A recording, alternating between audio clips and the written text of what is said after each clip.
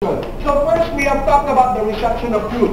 We said that we need the Holy Spirit, di ba? Sino po sa inyo yung gusto nyo po ang katotohanan at pawang katotohanan lamang sa buhay mo?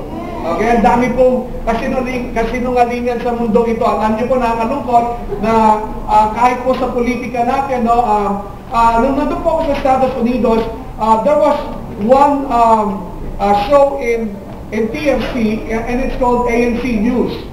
At tinanong po ni Miss Antiveros ang isang United Nations official. So sabi niya yan, bakit daw nangyari sa atin yung great flood na ito? No? At how would you compare, ang tanong po ni Pia Antiveros, how would you compare the preparedness of the Philippines in order to face disaster? At ang sabi po ng UN official, very, very amazing. Sabi niya, alam niyo, very much advanced ang Philippines. Nagulat po sa niya, very much advanced. Okay, sabi niya, pero ang problema, your government is not truthful. Your government, the government officials are corrupt. And I was really stunned by that. Sabi ko, ito yung kailangan nating makita. No? We need to understand that in order to have progress in this world, kinakailangan po tayo maging truthful to one another. Okay? Now, ilan dito may asawa? Okay, taas naman. Be truthful to your wife. Diba? Be truthful to your husband. Kasi kung tayo, we will not be truthful, then we're not gonna be honorable. Hindi po tayo kagalang-galang. Okay? So, tingnan po ninyo yung katabi ninyo. Mukha ba silang kagalang-galang? Ha? Mukha ba? Paano mo sabing kagalang-galang yung isang tao? Okay, sabi nila, pag maraming uban daw yon. Okay? Kaya, si tatay, maraming uban. Okay, totoo din po yan. Like sinasabi po sa Biblia, yung gray hair po daw ay isa po daw patunay ng karunungan na galing sa Diyos. Okay? So first is the reception of truth, but we need the Holy Spirit. And secondly, after the reception of truth is what we call the perception of truth. No?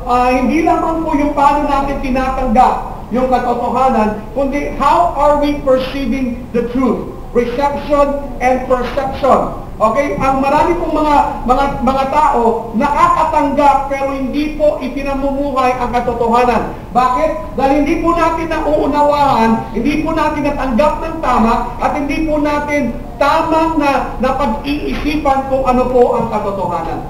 Now understand that many of you have heard the Word of God a lot of times.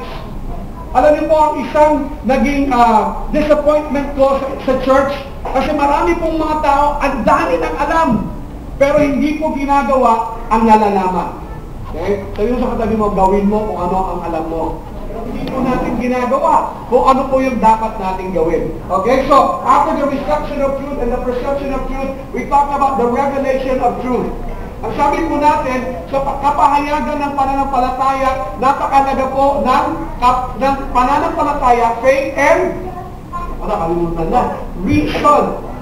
Faith and reason. Ang sabi po natin, gagawin ng Diyos ang kapahayagan, pero kinakailangan meron din po tayong kaunawaan. Augustine said that faith is understanding step, and understanding is faith's reward. Ang sabi po, ang unang hakbang upang magkaroon tayo ng kaunawaan ay pananampalataya.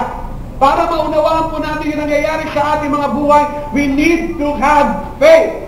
Kailangan po may pananampalataya. At kung tayo po ay may pananampalataya, ano po ang sinasabi ng Biblia, then magkakaroon po tayo ng kaunawaan. Marami po mga Kristiyano walang kaunawaan dahil walang pagsunod. Wala pong kaunawaan dahil wala pong pananampalatayang sumunod sa Diyos. The more you obey God, the more that you will know. The more that you obey the Lord, the more that you will understand God's ways. Okay? So revelation, after which is the resolution of truth. Kapag napahayag po sa atin ang katotohanan, then all of a sudden, nagkakaroon po tayo ng tinatawag na resolution. Anong ibig po sabihin ng resolution? Ito po nakikita nyo sa overhead projector can only happen through projection.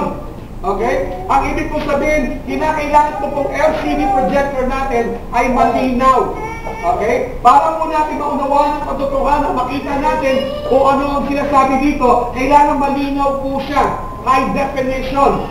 Okay, yung mga TV po na high definition, makita po natin kahit po yung mga pimples, kahit yung mga, sino po yung may high definition na TV? Ha? Wala kayo, bibigyan ko kayo. Sino po yung nakapanood na sa high definition na TV? Ha? Ano po yung itsura? Di ba kahit po yung butas ng mukha, kita-kita, yung pores. No? Anong ibig po sabihin? Highly defined. Okay? So, ang katotohanan po ganun. Okay, pagka napaniwalaan po natin ang katotohanan, sasabihin po nito at mangyayari po at magaganap po yung mga sinasabi ng salita ng Diyos sa ating buhay.